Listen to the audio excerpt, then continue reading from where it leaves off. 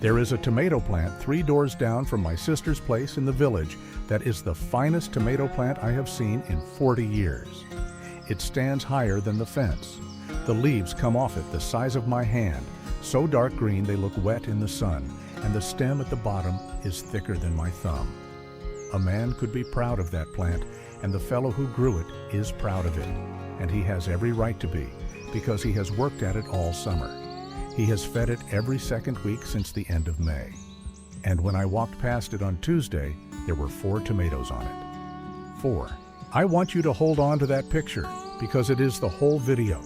There is nothing wrong with that plant. It did not take blight, it was not stripped by bugs, and the weather has been kind all summer. It is the healthiest, greenest, biggest tomato plant on that road, and it will not feed a family for one supper. Everything that man did was done out of care, done on purpose, and done according to what it says on the side of the bag. And every one of those feedings pushed him further from what he actually wanted. My name is Gideon Riehl. I am 65 years old, Old Order, Lancaster County, and I have grown tomatoes in the same ground every summer since I was old enough to be trusted with a hoe. My father grew them there, and his father, and none of the 3 of us has ever fed a tomato plant in July. Not once. And I am going to tell you exactly why, and I am going to tell you the 4 separate ways that a feeding can make things worse, because there are 4, and most folks have only ever heard about one of them. Before any of that, I have to say something plainly, or half of you will close this video in the next 2 minutes, and you would be right to. I am not telling you that tomatoes do not need feeding. They do. A tomato is a hungry thing, one of the hungriest in the garden, and it wants nitrogen and phosphorus and potash the same as any crop that has to build 100 pounds of fruit in one short summer. Anybody who tells you a tomato lives on air and good intentions has never grown one. So hear the difference clearly, because the whole thing turns on it. The trouble is not feeding. The trouble is feeding blind, and feeding late, and feeding again, because the last one did not seem to do anything.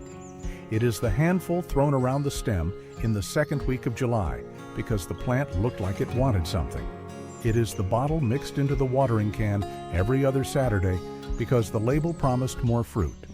That is the thing I am asking you to stop, and when I show you what happens underneath, you are not going to want to do it again anyway. 2 things I want you to stay for, and I will tell you now, so you know they are coming. The first is the reason a fed plant gets eaten alive by bugs while the one beside it does not, and it is nothing to do with luck or with spraying. The second is a warning about the single most recommended cure in all of tomato growing, a thing sold in every shop for $1 or $2, which does not fix the problem it is sold for and can make that exact problem worse. I have watched good, careful people buy it for years. Stay with me and you will have both. So here is the first way, and it is the one you may already have heard, though probably not the reason behind it. When there is plenty of nitrogen in the ground, a tomato plant reads that the way you would read a good harvest and a full cellar. Times are easy, there is no hurry. And a plant that is in no hurry does the thing it does best, which is to build more of itself, more stem and more leaf, and it puts off the business of making seed for another while yet.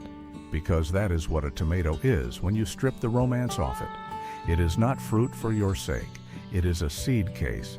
Making it is expensive, and a plant only spends that money when it has reason to believe it ought to get on with things. Feed it hard, and you are telling it over and over all summer long that there is no reason to hurry. So it does not. You get the magnificent green thing over the fence, and 4 tomatoes, and the man who grew it thinks he did not feed it enough. And it goes past that. On a plant that has had too much of it, the flowers that do form will often drop off before they set. So you get the worst of both. A plant too comfortable to flower much, and the few flowers it does make falling into the dirt. Every extension office in the country will tell you the same thing, and the fix they give is the one nobody wants to hear, because it is not a product. Stop feeding. Water it well, deep and slow, to carry that nitrogen down past the roots. Then wait. It takes a few weeks, and it usually works. Now the second way, and I have never once heard this said out loud in a garden video, though it is written plainly in every extension bulletin there is. Fertilizer is salt. I mean that flatly, as a matter of chemistry, rather than as a turn of phrase. The stuff in that bag belongs to the same family as what stands in the crock in my cellar, and it behaves the way salt behaves when you put too much of it around something living. You know what salt does to a slug. It pulls the water straight out of it. That is plain physics rather than poison. Water moves from where it is less salty to where it is more salty, and it will keep moving until the two sides match. Now put too much fertilizer in the ground around a root. The soil water outside that root is now saltier than the sap inside it, and the water starts coming out of the plant instead of going into it. So your plant wilts in the afternoon. You put your finger in the soil, and the soil is damp, properly damp, and you cannot make sense of it. So what does a caring person do with a wilting plant in wet ground? Waters it more, and if that does not work, feeds it, because it must be short of something. Both of those make it worse. That is the shape of this whole business, and once you see it, you will see it everywhere in gardening. The leaves show it first, at the edges. A dry brown rim that creeps in from the margin, on the older leaves lowest down, and it looks so much like drought or like some disease that almost nobody reads it right. That is a salt burn, and the roots that took the worst of it are damaged now, and a damaged root is a door standing open to every rot and wilt that lives in that soil and was minding its own business until this week. And here is the cruel part of the timing. Salt injury is far worse in hot, dry weather because when there is less water in the ground, whatever salt is in there gets more concentrated. So the same handful that would have washed harmlessly through in a wet May can do real damage in a dry July, which is exactly when the plant looks like it needs help and exactly when a worried gardener reaches for the bag. There is a related thing worth knowing about the numbers on the bag, and it takes 10 seconds. Those three figures are nitrogen, phosphorus, and potash in that order, and the first one is the one that grows leaves. A tomato that is already up and green and past flowering wants less of the first and relatively more of the other two, because those are what it draws on to set and swell fruit. That is why a general-purpose feed, the kind sold for making lawns and hedges lush, is close to the worst thing you can hand a fruiting plant in midsummer. It is doing exactly what it says on the bag. The bag was written for a different job. That same thing catches people at the other end of the season too, with seed. A strong dose of fertilizer in the ground will cut your germination and burn off young seedlings before they get going. And every year somebody blames the seed company for a row that came up thin. The seed was fine. It was the good rich mix that seed was asked to sprout in. And there is one place where everything I have just said turns around. And I want to give it to you before somebody else does, because it is a real exception and not a small one. A plant growing in a pot is a different animal. A pot holds a fixed amount of soil and no more. There is nothing underneath it to draw on, and every time you water it, some of what is in there runs out the bottom hole and onto the paving. A tomato in a container genuinely does need feeding through the season, regularly, or it will starve, and I would not have you kill a good plant on a balcony because an old man with an acre told you to stop. What I am describing is a plant in the ground, with earth under it in every direction.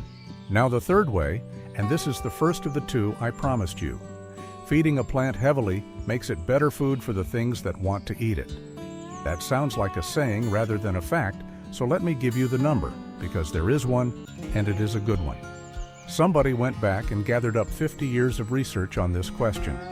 135 separate studies found more damage or more leaf eaters and mites on the crops that got the nitrogen. Fewer than 50 found the opposite. The reason is simple enough once you hear it.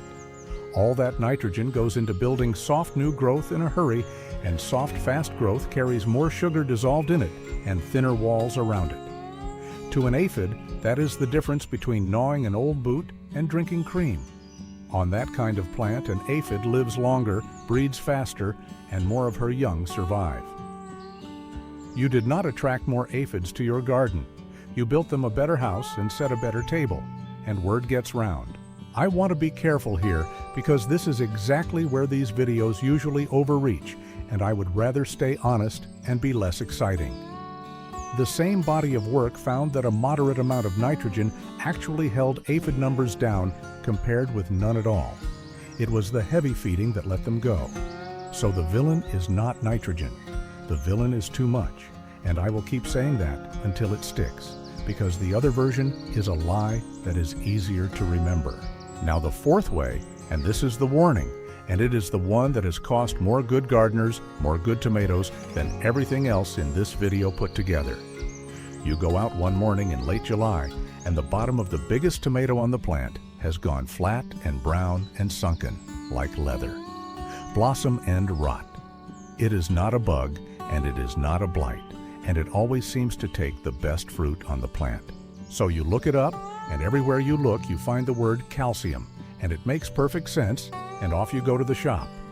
And what you nearly always come home with is Epsom salt, because that is what gets recommended in half the places you will read. And it is $1 or $2, and it feels like doing something. Here is the trouble with that. There is no calcium in Epsom salt, none at all. It is magnesium, and magnesium and calcium go into a plant through the same door, and they push each other in the queue. So putting more magnesium into that soil makes it harder, not easier, for what calcium is there to get where it is needed. Clemson's people put it plainly, and North Dakota State say the same. It can make blossom end rot worse. You saw a problem, you spent money, you did something, and the something you did pushed it further along. If you wanted one picture of everything I have been telling you, that is it. Because here is what blossom end rot actually is. Your soil almost certainly has plenty of calcium in it. The trouble sits inside that one fruit, and it is short because the calcium never arrived. Calcium travels up a plant one way only. Carried along in the water, the roots pull up, and it cannot be moved again once it has been set down. What goes into a leaf in June stays in that leaf. A fruit swelling in July has to get its own, fresh, out of the water, going up that day. So now think about what a spell of dry weather does, or a week where you were away, or the way it goes when you let the ground go bone dry and then give it a good soak to make up for it. Every day the water stops, the calcium stops with it. The fruit keeps growing regardless, and the far end of it, the end furthest from the stem and last in the queue, is the part that goes short. That is why it is always the blossom end, and that is why it takes the biggest fruit, because the biggest fruit needed the most. The fix does not come in a bag and does not cost anything. Water evenly. Not a splash every evening and a flood on Sunday, but a proper soak on a regular rhythm, so the ground never swings from dust to swamp. Then put 2 or 3 inches of mulch over it, straw or grass clippings or old leaves, so what you gave it stays where you put it. Do that, and the next fruit that sets will come in clean. I have watched it happen in my own rows more times than I can count. Now let me tell you how it is done here, because this is where the difference actually lives, and it is not clever and it is not a secret. We feed the ground, we do not feed the plant. That is the whole of it, and everything else follows from it. What that means in practice is that the manure and the compost go in before anything is planted, worked into the ground in the autumn or in the earliest part of spring, while the ground is still bare and cold. Rotted, not fresh. By the time a tomato is set out into that ground in May, the feeding is finished, done, over with. From that day until the last picking in September, nobody puts anything on that plant at all. It lives on what is already down there, and that changes the timing of everything. A plant sitting in ground that was made rich 6 months ago is not getting a fresh shout of nitrogen every fortnight, telling it that times are easy. It gets a steady, ordinary supply, tapering as the season goes on, which is exactly the signal a plant needs to stop building itself and start building fruit. We did not work that out from a book. It is just that this is how you farm when your fertilizer comes out of a barn on a wheelbarrow in November, and it happens to be right. I will grant the other side its point, because it has one. Ground that has been fed with manure for 150 years is not the same ground as a new bed behind a house built in 1998. My advantage is inherited rather than earned. 4 generations of my family put manure on this dirt before I was born, and I got the results handed to me. If you are starting on tired ground, you may well need to add something, and I would not tell you otherwise. Which brings me to the honest answer to the question you are shouting at me by now, which is, fine, how much then? And the honest answer is that I do not know, and neither does anybody else, and neither does the fellow who wrote the label on the bag, because none of us has seen your dirt. But somebody will look at it for you, and this is the part I most want you to hear. The Extension Service at your state university will test a sample of your soil for nothing or for a couple of dollars. They will tell you what is in there already and what is short, and they will tell you it in plain language. It is paid for out of taxes you have already handed over. That is the only thing in this whole video that I am asking you to go and do. And it will save you more money in one season than every bottle on that shelf will save you in 10. And when that report comes back, do not let the numbers frighten you off, because it reads easier than a seed catalog once you know what you are looking at. It will give you what is in your ground already. It will give you where that sits against what vegetables actually want. And at the bottom, it will tell you in ordinary words what to add and what to leave well alone. More often than people expect, the line that matters says you have plenty and to stop putting more on. I have known 2 families in this county who found out that way that they had been feeding a garden that was already full, and both of them had better tomatoes the very next summer for doing nothing at all. I should tell you what it looks like here when the tomatoes come right, because I have spent 20 minutes on what goes wrong. Esther puts up somewhere near 90 quarts of tomatoes most years, sauce and whole and juice, and they come off a row about 60 feet long that has never had a thing put on it after planting day. The plants are not the handsomest on the road. They are shorter than that fellow's by a good foot, and the leaves are an ordinary green. But by the middle of August, you cannot see the stakes for the fruit hanging on them, and that is the only measure of a tomato plant that has ever meant anything. Here is the part of this that I like, and it is the reason I wanted to make this video at all. Everything I have asked of you is free. There is nothing to buy. There is no trick, no mix, no schedule to follow, no product I am steering you toward. What I am asking is that you put the bag down and go and do something else for a fortnight. The garden will be better for it, and so will you. And I will say the thing that is harder to say, which is that this is why you have probably never heard it. There is no money in it. Nobody makes a living telling you to stop buying. There is no bag with "Stop Feeding" printed on the side and no shelf to put it on. It does not take a conspiracy to explain that, only arithmetic. The advice you meet most often is the advice somebody had a reason to print. Which brings me back to the man 3 doors down from my sister with the magnificent plant and the 4 tomatoes. He is not a fool, and he did not do anything careless. He did everything he was told to do, on time, faithfully, all summer, and he was told wrong. If you have got a plant like that in your yard right now, you are not a bad gardener. You are a diligent one who was aimed in the wrong direction, and the whole of the cure is to stop aiming. So here is what I want you to do this week, and it is short. If you have got a big dark green plant with hardly any fruit on it, stop feeding it today and give it one long slow soak, and then leave it alone for a fortnight and see what it does. If you have got brown dry rims creeping in on the lower leaves in wet soil, that is salt and not drought, so water deeply to wash it through and put nothing else on. If you have got black sunken bottoms on your fruit, do not buy anything at all. Mulch 2 or 3 inches deep and water on a rhythm instead of a whim. And this autumn, before you plant anything for next year, send a cup of your soil to your state extension and find out what you have actually been growing in all this time. Now I would like something from you in the comments, and it is easy to answer. Tell me 2 things: what you have fed your tomatoes this year and how many you have picked so far. That is all. No arguing, no advice, just the 2 facts side by side. I have a notion the thread is going to line up in a way that will be more convincing than anything I have said in the last 20 minutes. And I would rather you saw it from your neighbors than heard it from me. I read every one. Next time I want to talk about water, because I have leaned on it half a dozen times today, and never explained myself. We water this garden once a week. Once. In August, in Pennsylvania, in the heat. And the plants do better for it than yours do, getting a drink every evening. There is a reason for that, and it is neither toughness nor luck. And I think it will annoy a good many of you before it convinces you. That is the whole of it. Put down the bag, pick up the hose less often than you think, and go and look at your soil instead of your plant. Take care of yourselves.